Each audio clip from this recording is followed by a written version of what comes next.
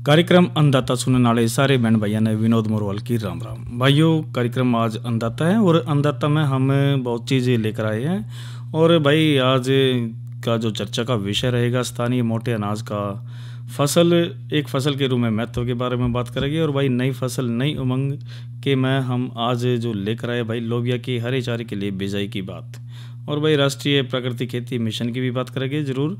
और लेकिन कार्यक्रम की शुरुआत हमेशा साथियों हम आज के कृषि प्रश्न से करते हैं। और साथियों जो आज का कृषि प्रश्न भी ज़रूर आपको बता देते हैं। और भाई इसमें जो आज का कृषि प्रश्न है कि गेहूं के उत्पादन में भाई हरियाणा का कौन सा स्थान है। तो भाई देश के अंदर वो स्थान बताना है जो गेहूं के उत्पादन में हरियाणा का जो स्थान है भाई, पहला, दूसरा, तीसरा, चौथा, पांचवा, जो भी स्थान आपको सही लगे उसमें तो भाई सही देना, क्योंकि सही उत्तर को का ही हम विकल्प चुनते हैं।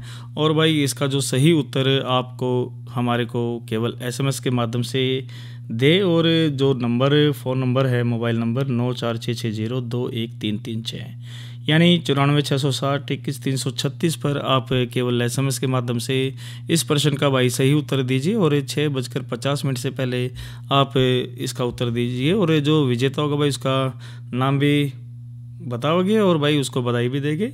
प्रश्न एक बार फिर से, गेहूं के उत्पादन में हरियाणा का कौन सा स्थान है। तो भाई आपके प्रश्न के उत्तर का सही जवाब भाई इंतज़ार रहेगा। और अब बातचीत ज़रूर कर लेते हैं जो आज की जो चर्चा है।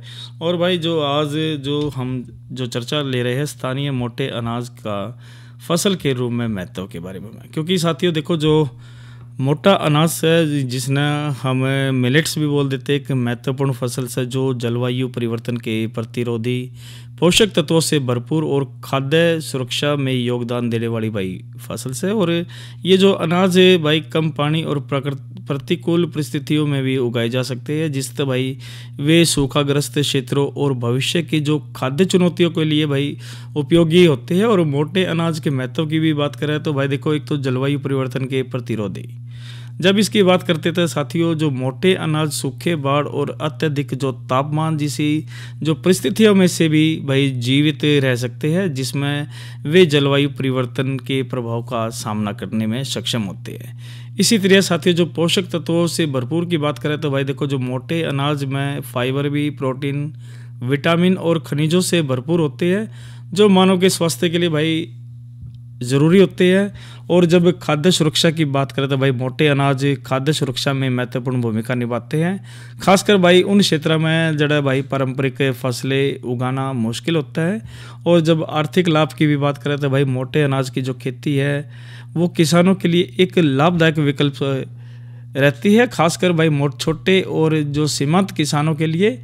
और इसी तरह साथियों जो पर्यावरण हितैषी भी भाई मोटे अनाज को हम बोल देते हैं, क्योंकि मोटे अनाज की खेती के लिए भाई कम पानी और उर्वरकों की आवश्यकता होती है, जिससे भाई पर्यावरण पर सकारात्मक प्रभाव पड़ता है। और मोटे अनाज के जब महत्व की बात करते हैं तो साथियों भारत में मोटे अनाज का एक लंबा इतिहास तो भाई रहा है। और देश के कई हिस्सों में पारंपरिक आहार और का एक महत्वपूर्ण हिस्सा रहे। और हाल के वर्षों की बात करें तो भाई सरकार ने भाई मोटे अनाज के उत्पादन और खपत को बढ़ावा देने के लिए भाई कई पहल भी की है, क्योंकि वे जलवायु परिवर्तन के प्रतिरोधी और स्वार्थवर्धक विकल्प से। इसलिए साथियों जो मोटा अनाज है न केवल जलवायु परिवर्तन के लिए प्रतिरोधी है और पोषक तत्वों से भरपूर भी है, और बल्कि वे खाद्य सुरक्षा और किसानों की आजीविका में भी भाई महत्वपूर्ण भूमिका निभाते हैं। और इसलिए भाई मोटे अनाज को एक फसल के रूप में महत्व देना और उनके उत्पादन को बढ़ावा देना भाई बहुत ज़रूरी है। और देखिए भाई जो सरकार है, सरकार के माध्यम से भाई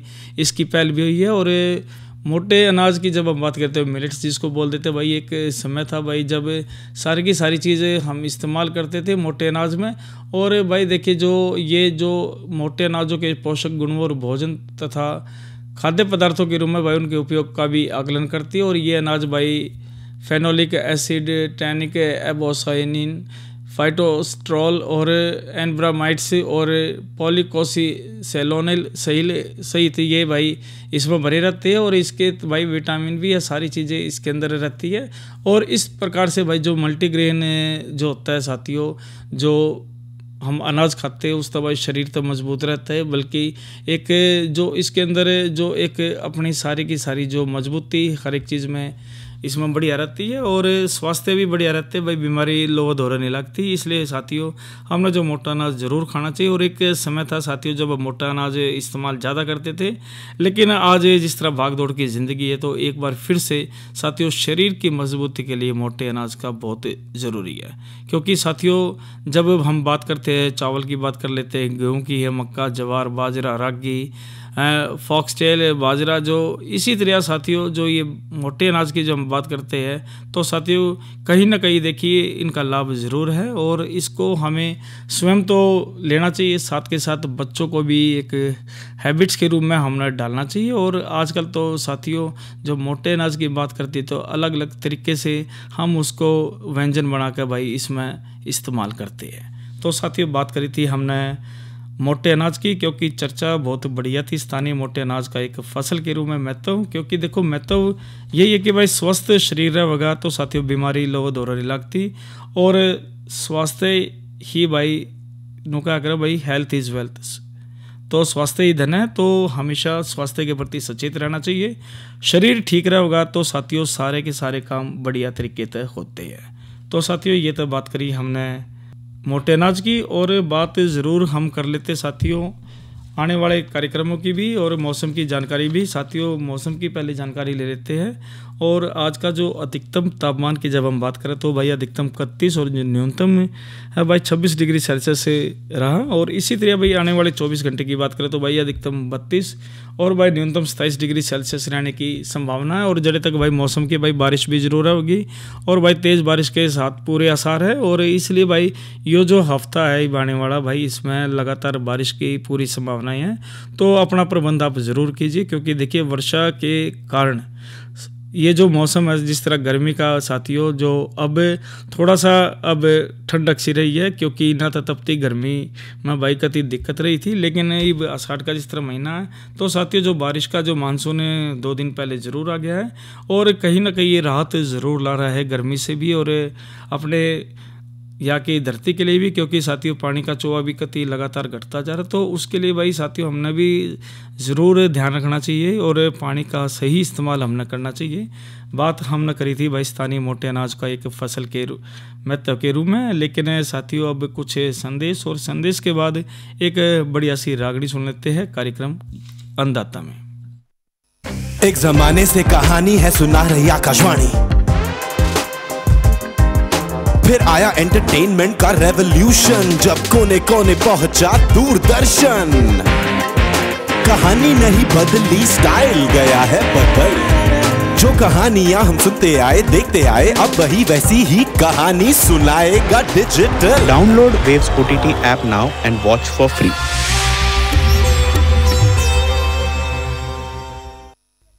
और एक रागनी अब भाइयों के सामने कि जब आजादी की जंग छिड़ी हुई थी, सुभाष चंद्र बोस घर से निकलने लगे तो उसकी भाभी एक साड़ी की फरमाइश करती है और ये कहती है कि उस साड़ी में ये चीजें होनी चाहिए।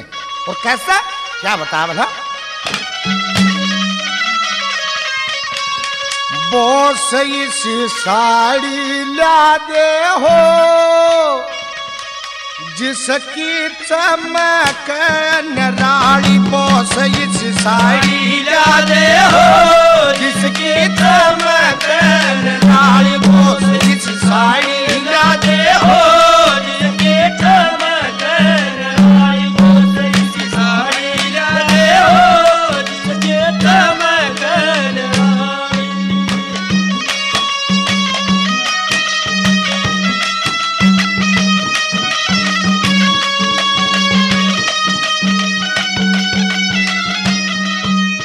तक साड़ी ऊपर फोटो में भारत के सभी यार ये हो, तिलक गोखले ऋषि दयानंद स्वामी शंकराचार्य हो, गवर्नमेंट हाउस दिल्ली में राजगोपालाचार्य हो, और रक्षा मंत्री भारत के बलदेव सिंह सरदार भी हो, राजेंद्र प्रसाद पटेल गांधी वीर जवाहर भी हो, हंसते हंसते जेल के अंदर पढ़ने ने जो प्यार भी हो, काला पानी पहुंचा हो वीरों न जाने खपाली, बोस इस साड़ी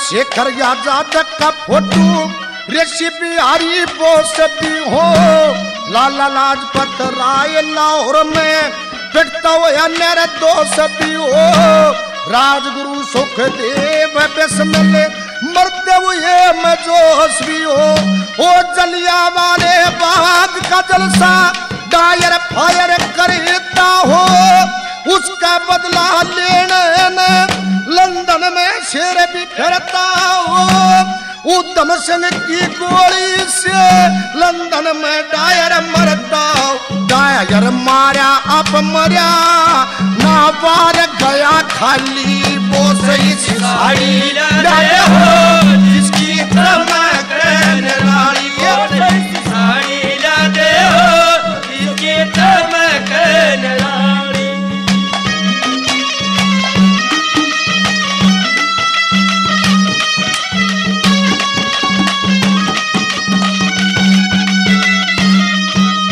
दख राम और लक्ष्मण राज छोड़ के वन में धक्के खाते हो, राजा हरिचंद्र सत के कारण काशी में बिक जाते हो, जगदेव पवार काट के गर्दन दान में शीश चढ़ाते हो, राजा मोर ध्वज लड़का चीर के कृष्ण का शेर जमाते हो, हरना तुझ पर लाद भगत को ताता खम बखड़ाते हो, राजा और विक्रमादित्य प्रजा का जो कष्ट मिटाते हो, जन आजादी का हो मिलके पूछे सब दिवाली हो, साड़ी लाते हो, जिसकी चमक निराली वो सही साड़ी लाते हो, जिसकी चमक निराली।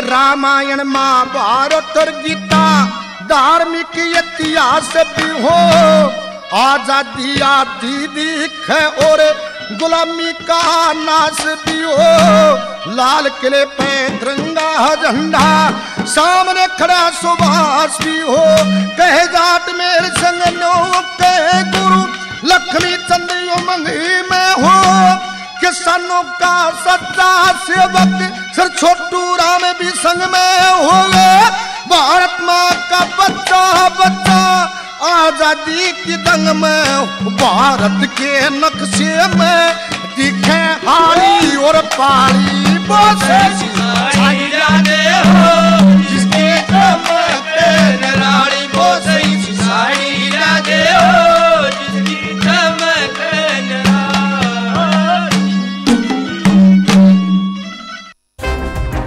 कहानी नहीं बदली, स्टाइल गया है बदल। जो कहानियां हम सुनते आए देखते आए, अब वही वैसी ही कहानी सुनाएगा digital. Download Waves OTT app now and watch for free. साथियों, कार्यक्रम है अन्नदाता और आकाशवाणी कुरुक्षेत्र से आप लाइव कार्यक्रम सुन रहे हैं। और साथियों, हमारे जो कार्यक्रम है आप आजकल फ़ोन के माध्यम से भी सुन सकते हैं, क्योंकि साथियों ये कि जो रेडियो का जो दौर था वो अब भी है, लेकिन थोड़ा सा परिवर्तन ये आ गया कि भाई आजकल रेडियो तो कोई ख़रीदता नहीं है, तो मोबाइल पे ही सब कुछ उपलब्ध है। और मोबाइल पर आप किस प्रकार से सुन सकते हैं साथियों, आप प्ले स्टोर से डाउनलोड कीजिए ऐप न्यूज़ ऑन AIR, और इस ऐप के माध्यम से आप कुरुक्षेत्र को जैसे उस पर लिखते हैं या टच करते हैं तो साथियों लाइव कार्यक्रम जो भी है वो आप हमारे यहाँ से सुन सकेंगे और हमारे से जुड़े रहेंगे। इसी तरह साथियों AIR कुरुक्षेत्र का भी YouTube चैनल है, और जो महत्वपूर्ण कार्यक्रम हैं जैसे किसानवाणी है या अन्य कार्यक्रम है तो वो सभी के सारे हम सभी साथियों उस पर अपने YouTube चैनल पर डालते हैं, और उस पर आप कहीं भी किसी भी समय उन कार्यक्रमों को आप सुनकर लुत्फ़ उठा सकते हैं, और ज्ञान के साथ साथ साथियों एक बेहतरीन मनोरंजन आपको उपलब्ध ज़रूर होता है। तो साथियों हमारे से बने रहने के लिए आप लाइव तो जुड़ते हैं, साथ के साथ आकाशवाणी का AIR कुरुक्षेत्र का जो YouTube चैनल उससे भी आप जुड़े रहिए। और अब बात ज़रूर कर लेते हैं अन्य विषय की, नई फसल नई उमंग की। और इससे पहले हमने जो चर्चा करी थी स्थानीय मोटे अनाज का एक फसल के रूप में महत्व के बारे में बात करी थी। और अब नई फसल नई उमंग पर अगर जो हम बात करें तो लोबिया की हरे चारे के लिए बिजाई की बात कर लेते हैं, क्योंकि साथियों जो लोबिया है वो एक उन्नत सस्य, जो एक बेहतरीन क्रियाओं में से, कृषि क्रियाओं में से बढ़िया फसल है। और लोबिया जो गर्मी व खरीफ मौसम की शीघ्र बढ़ने वाली जो फलीदार, पौष्टिक और स्वादिष्ट चारे वाली फसल है। और इसकी खेती भाई प्राय सिंचित क्षेत्रों के लिए यह बढ़िया है। और इसे हरे चारे के अलावा दलहन, हरी फली जिसे हम सब्जी बोल देते हैं, और हरी खाद के रूप में भाई अकेले या फिर मिश्रित फसल के तौर पर भी हम उगाते हैं। और अगर इसे भाई ज्वार, बाजरा और मक्के के साथ उगावा तो भाई इस फसलों के चारे की गुणवत्ता भी बढ़ जाती है।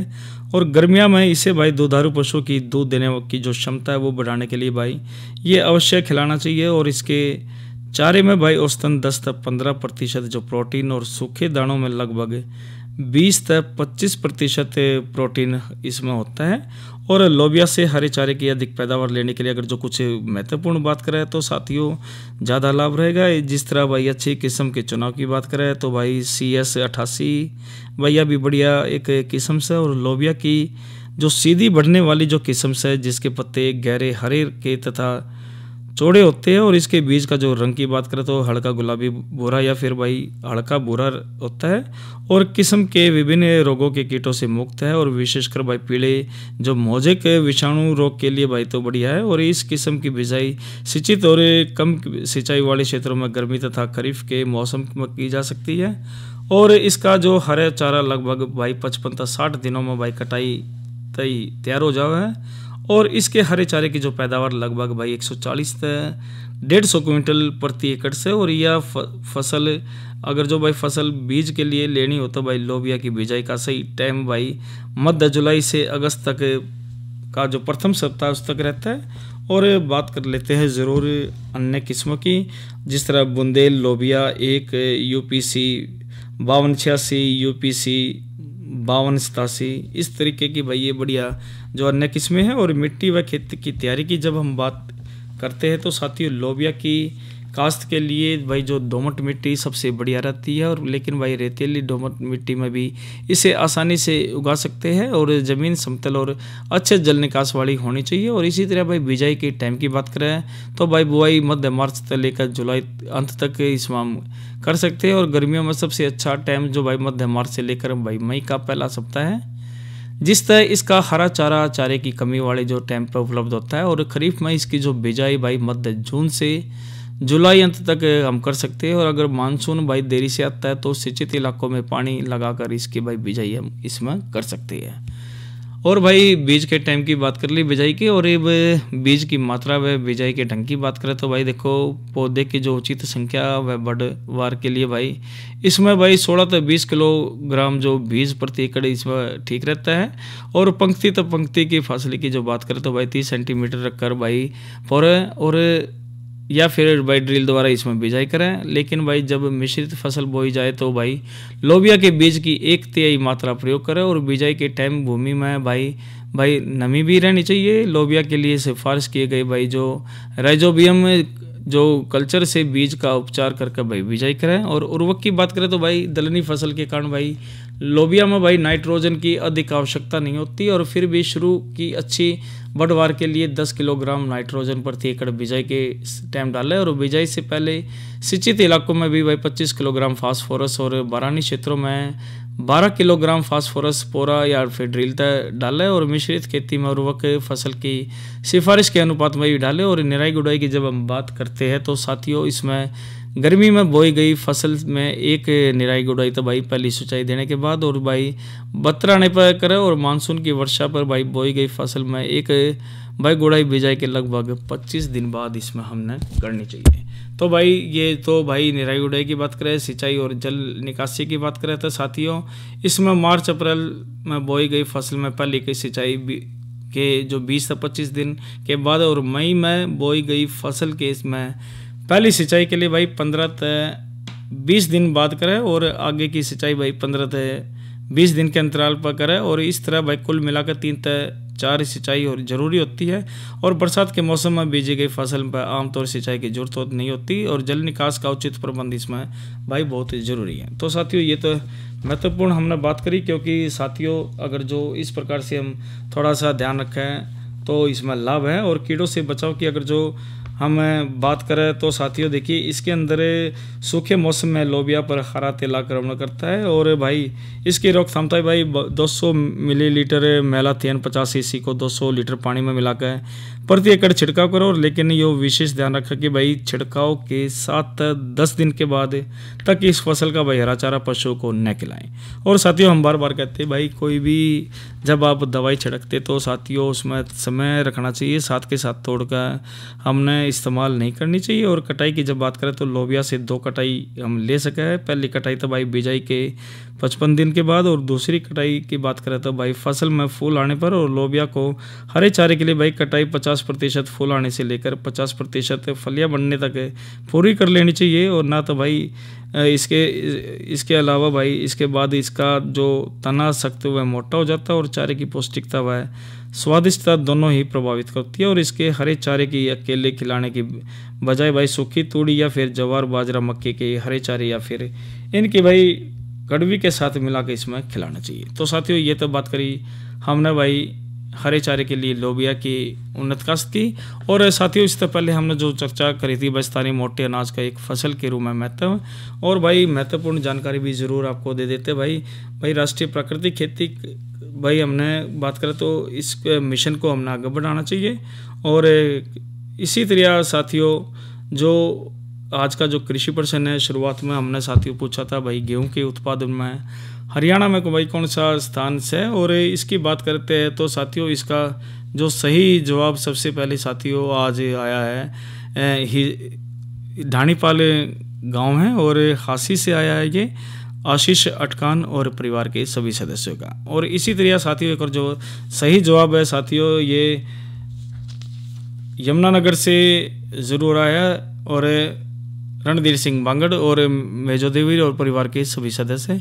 और एक और सही जवाब भाई रोहतक से आया है, ये मस्तनाथ नगर से डॉक्टर जय सिंह खनंगवाल। तो भाई आपको बहुत बहुत बधाई।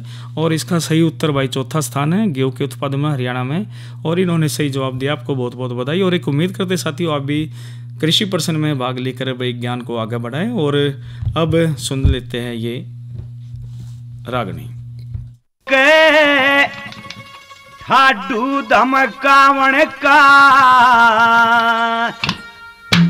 तेरा के हक से इस बाबा ने टावणे का बंदी हो गए ठाडू धमकावण का तेरा के हक से इस बाबा ने टावणे का ये बंदी हो गए ठाडू धमकावण का तेरा के हक से इस बाबा ने टावणे का।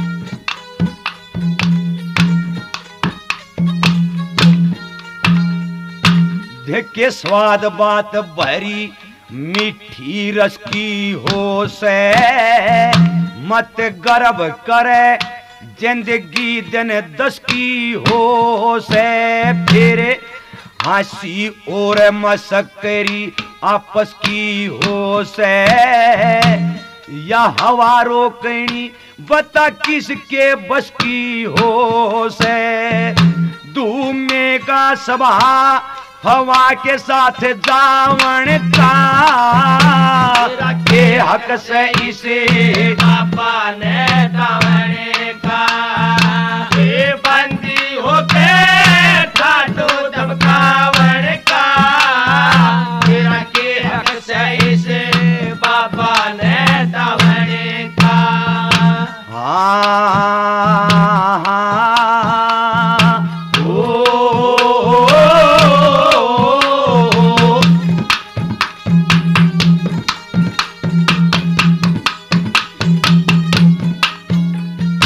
फिर सच्चे मन से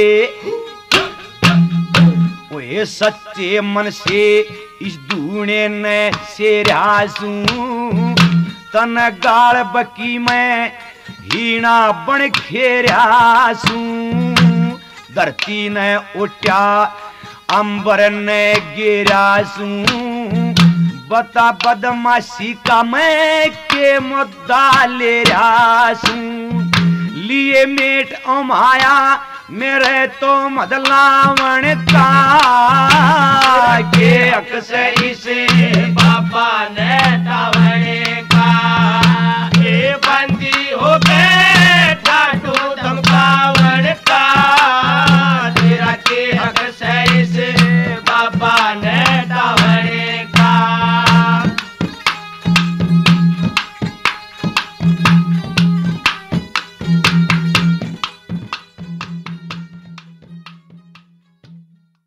तो साथियों ये हमने किस्सा सुना था, किस्सा चंद्रकिरण से। और अब बात ज़रूर कर लेते हैं साथियों कि आज जो बातचीत है भाई हम कल के कृषि कार्यक्रम भी बता देते हैं। और साथियों कल है वीरवार, और वीरवार को हम जो आज की नसीहत में बात करेंगे पौधे रोपण की वैज्ञानिक विधि के महत्व के बारे में, और इसी तरह भाई जानकारी ज़रूर रहेगी बागों में फल गिरने की समस्या व समाधान। तो कार्यक्रम आप ज़रूर सुनिए।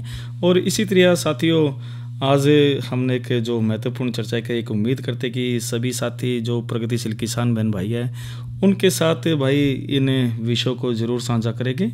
और भाई एक जानकारी ज़रूर दे देते, किसान कॉल सेंटर है भाई, नंबर जो है 1551, और आसान सा नंबर है, और घर बैठे आप भाई सारी जानकारी आप फ्री में ले सकते हैं। और राष्ट्रीय प्राकृतिक खेती की जब बात करते हैं भाई इस मिशन को आप आगे बढ़ाइए, क्योंकि प्राकृतिक खेती के साथ साथ साथियों एक जो अन्न है वो बेहतरीन रहता है, और समाज में हम एक सही जो अन्न देकर समाज की हम सेवा कर सकते हैं। तो साथियों आज के कार्यक्रम अन्नदाता में इतना ही। अपने साथी विनोद मोरवाल को दीजिए इजाज़त। अच्छा बहनों भाइयों, राम राम।